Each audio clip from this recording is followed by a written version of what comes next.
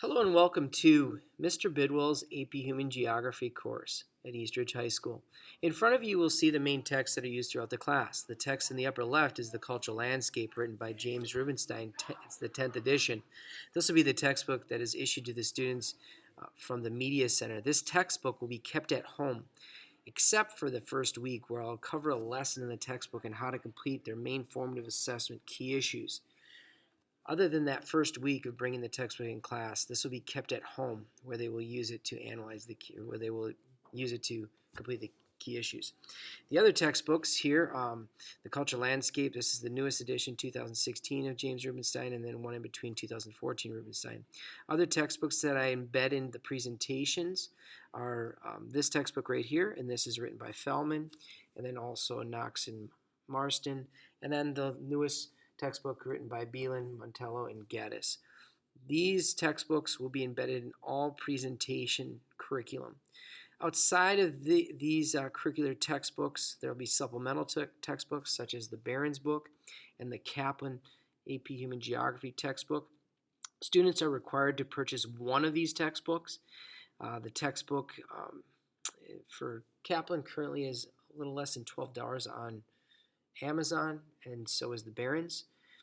The Barron's have students have told me that the Barron's is a little bit more difficult, and the critical thinking questions are more comparable to the AP exam than the Kaplan book. However, the Kaplan book is written at a level that's for ninth graders, easy to understand, and it oftentimes provides greater clarity to the students from the Cultural Landscape 10th edition, which can be kind of wordy, which is formatted for a college level student.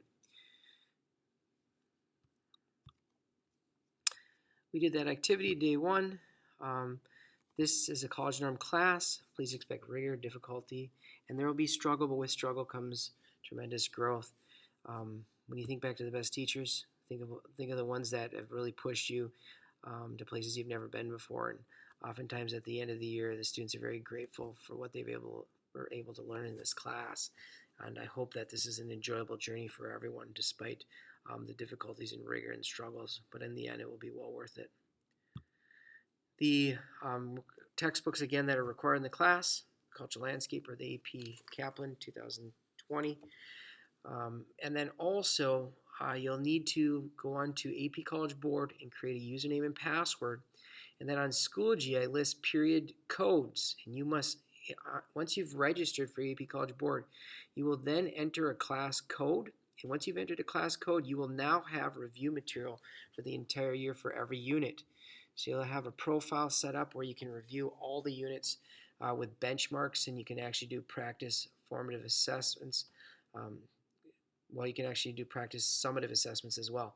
So multiple choice assessments as well as FRQ, the written assessment for each of the units. Why we study geography. Agenda that we'll cover for in-depth understanding the class. There's the updated 1920 syllabi. It is located on Schoology under Materials folder. You can find the complete syllabi in that Schoology folder. Some of the things that we cover in the class, we talk about just major expectations for etiquette, what to bring, materials, how learning begins. Starts with the content objective and the I can statements, which is their responsibility to review at the end or self-assess at the end of every lesson. The assignments are posted via Schoology, also on Infinite Campus, and also on the board in the classroom. So they know exactly when we start a unit, when everything is due. So you'll have at the very least, 2 days to finish something that's been assigned. Oftentimes, you'll see for every unit, every assignment that's coming in. So some students will choose to complete a portion of their work on a given weekend instead of spreading it out with the plan that I give them. Positive attitude is stress at all times. And then other things that help students is maintaining that optimal learning environment. So staying seated from when the bell rings to when the bell finishes class. Make sure they ask questions when they're stuck. Always encourage helping others. There's no cell phones. They must leave their cell phones in their locker. They cannot bring them to class. Um, Other expectations of media as well as hygiene. And then homework from other classes is not does not meet the class norm. Eating in class, writing, respecting materials. All right, and then we'll take all these to a vote, and we'll make sure that all students agree upon these classroom expectations and policies. How this is different from your middle school class. Really, in middle school, you're graded on effort. You could redo. This class is based on ability and performance. You cannot redo formative assessments. Um, you can retake summative assessments with required remedial work. That remedial work is going on the AP College Board and completing all the benchmarks to that unit, as well as completing all the Socrative quizzes and completing the unit test review. Once you've shown mastery of all three of those remedial pieces of work, then you can retake the written FRQ assessment or the multiple choice assessment. Essential skills of human geographers. We're looking at this year's a little bit different than previous classes. There's more critical thinking involved. So there's going to be data analysis, spatial analysis. There's going to be interpretation and associations of phenomenons in various regions and places. Interpret different scales, map scales, geographical scales in relation to various patterns of phenomenon and the processes that are involved within those relationships. Regions and evaluating the regionalization process, and then analyzing interconnectedness of places amongst global regions and places. Assessments, 10% for formative work. Formative work is mostly the key issues, the maps, and the unit article analysis. Those are going to be the only pieces of homework in the class that's done outside the class. All their work will be done inside the class. Other formative pieces would be classwork and projects. The summative assessment is 90%, which is the two components of the AP exam. Those two are the pencil and paper portion, which is the multiple choice test, which is 50% of the exam, and then the FRQ, which is the written exam, which is the free response question, which is the other 50% of the exam. That's what students will see at the end of every unit, the exact replica of what they'll see on the AP exam. All retakes and test corrections can score up to 80% with proof of remediation. And there are effective strategies for this class that have been documented by former students, which I'll address later. Plagiarism is defined in any type of cheating. Make sure you review the student handbook. Plagiarism can be found in quizzes, it can be found in exams, it can be found in key issues. So again, make sure that you're well aware of the importance of authentic work. In fact, many times the students that get away with cheating end up failing themselves in the end, where they score low on the AP exam. If you really want to learn the material, you're going to have to put in the work and have to complete it individually. Some important dates in this class. We'll have Raptor Choice sign up, which is Wednesday of every week, where students can come in and seek help if they want to go over a test, if they want to go over a formative assessment, key issues, etc. That would be a great opportunity for students to come in and ask questions, specific questions. They can also review Schoology assessments. They also know the importance of key issues. They're usually due every week and a half, roughly. AP registration starts early this year. They'll start getting information as early as September. Registration deadline is at the middle of November. More information will come out by Beth Salmon, who's the AP coordinator for the district. But most information will be disseminated to parents via email, posted on my Schoology webpage.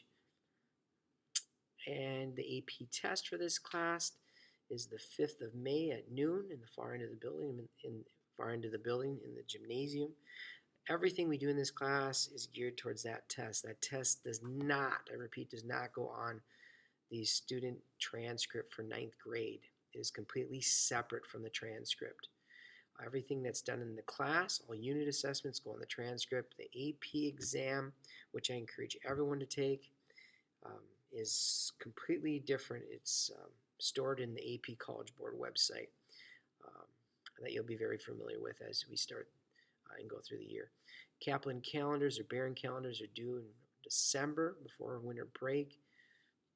They have to be finished. A roadmap has to be done for either one of those texts by the end of March. Um,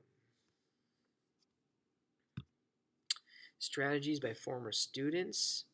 A lot of the process for direct information will be through lecture, interactive notes format, and an avid strategy is always 10 minutes right after you take notes. You want to review that night, or right after the notes, 10 minutes that night, so 20 minutes total on the first day, 5 minutes the next day, 2 minutes the third day, and then every day after that, just a quick review.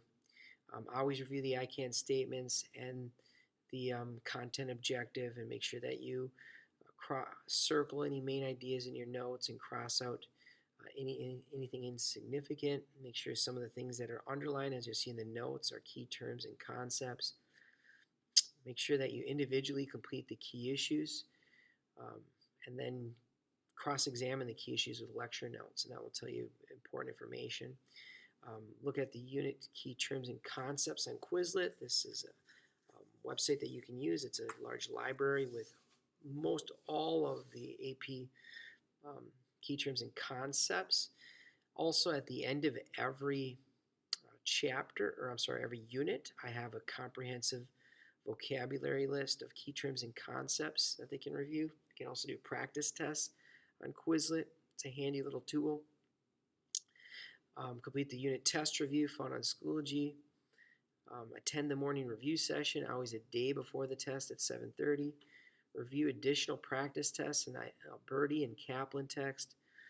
Review classwork assignments, Socrative quizzes that I put on Schoology, and projects. And then form a peer study group and start reviewing the day we start a new unit. That's important. Start studying the day we start a new unit. Then plan 1 or 2 days outside of class to meet and go over unit material. Students have done that in the past. Usually they have like a social media network, and then they'll talk via social media, and then they'll meet up for 2 days prior to the test, maybe a week prior, or 2 days that are well before the test, so they can come with any questions they might have on the unit material. And then new this year is the AP College Board self-paced unit checks that I'll release to the students, where they can check their learning of a unit electronically via the College Board website, and they can make sure that they're meeting all the national objectives with multiple choice tests and FRQ writings. And again, I think this is going to be an extremely useful tool with the new test this year. And that new test is different than previous years. The standards are geared more towards higher level questions, less rudimentary knowledge or rote knowledge, and then they also incorporate a lot more stimulus pictures. It can be data analysis, it could be map analysis, it could be cross data analysis. They can be various types of stimulus that are used, which again, this website is going to have a plethora of examples per unit. So this, I think, is going to be a big tool for studying for tests. Overview of former students. This you can look through these videos. These are put together by students last year and the years previous. This will be posted on my Schoology webpage under materials.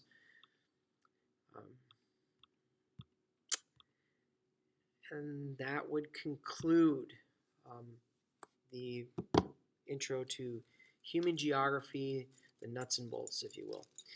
One thing you do want to be mindful of, here is an assignment that they'll be starting day one, that they'll actually complete over many parts. And one other thing worth mentioning is that I am the boys soccer coach, and in years previous, there's always been a back-to-school night that falls on a game night. If that is the case again this year, there will be a video similar to this video that will go through any other information that's important for you as parents to be helpful to your child or children in my class. Thank you for your time, and please leave any comments that are pertinent to greater understanding of the class. Thank you very much.